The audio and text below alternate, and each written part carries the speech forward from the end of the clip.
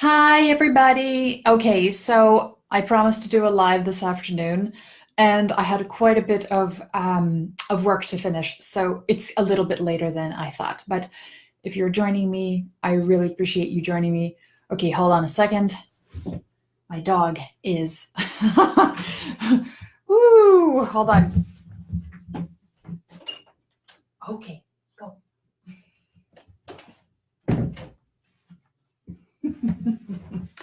That was my Chihuahua. He needed to be let in because that's what he does. He's always on the wrong side of the door, but he's a really good boy.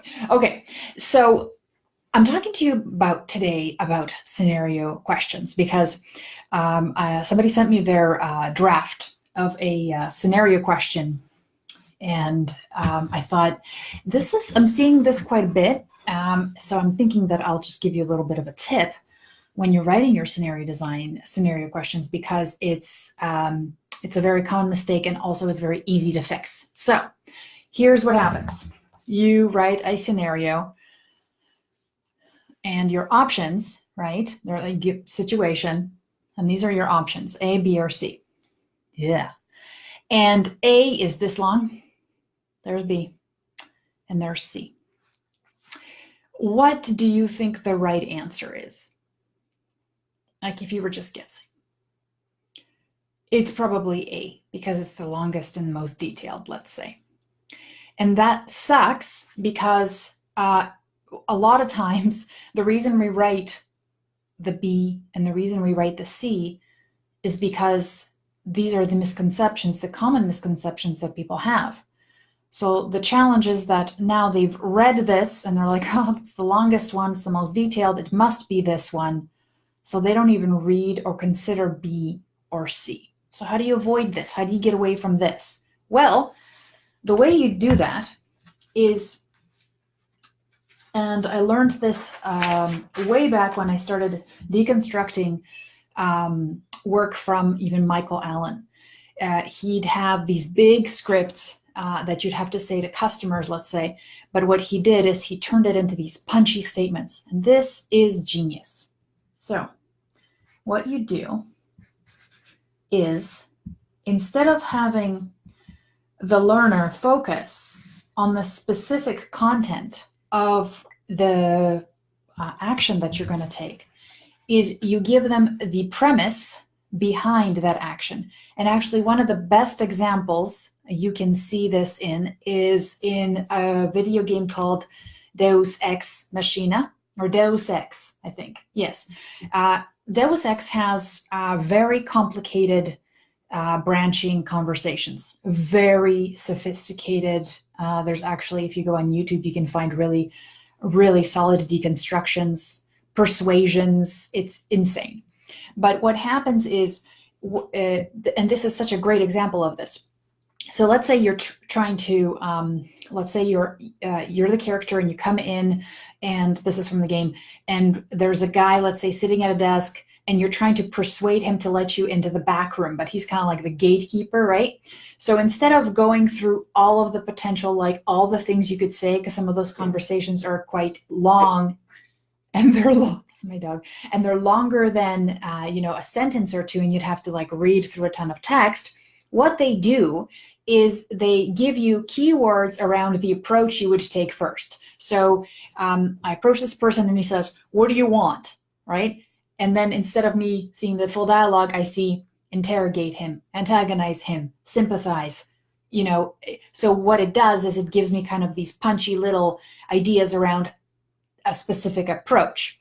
Now, what's beautiful about that is that it also helps me consolidate some of those concepts as a learner, right? So if my approach is to aggravate, let's say, the person, or to appease them, or to persuade them, or whatever, then even sometimes if I only saw the content of that conversation, I maybe wouldn't actually be able to understand that that is a form of persuasion, or that I'm actually antagonizing somebody. So what's actually cool is that when you have options that represent a certain type of approach. So here, let's say this approach is empathize with the customer. This one is dismiss the customer. And this one is ask somebody else to help the customer. Now, instead of going, sir, let me give you the details of this stuff, or walk away, or what you actually are doing is reinforcing the kinds of behaviors or summarizing the kinds of behaviors that are possible. And so then here, this would also work with any kinds of stuff like, so sales, like persuade, approve,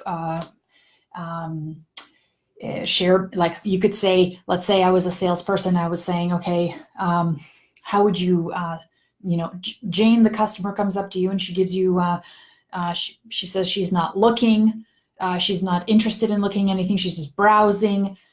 What do you do? And you could say, inquire further, avoid antagonizing her, show her a rack of socks, whatever. So basically what happens here is you're just giving those punchy little statements that encompass a behavior, which is really actually good for your learners as well. And it's actually good for you because then you're really contextualizing what this dialogue actually means, which is also really good when you're developing this with a subject matter expert, because if you have those preambles, then they don't get lost in the details. They can really quickly sign off and approve on the actual strategy that the approach for each one, instead of getting lost in the nuances of which color or what benefit or whatever. So stick to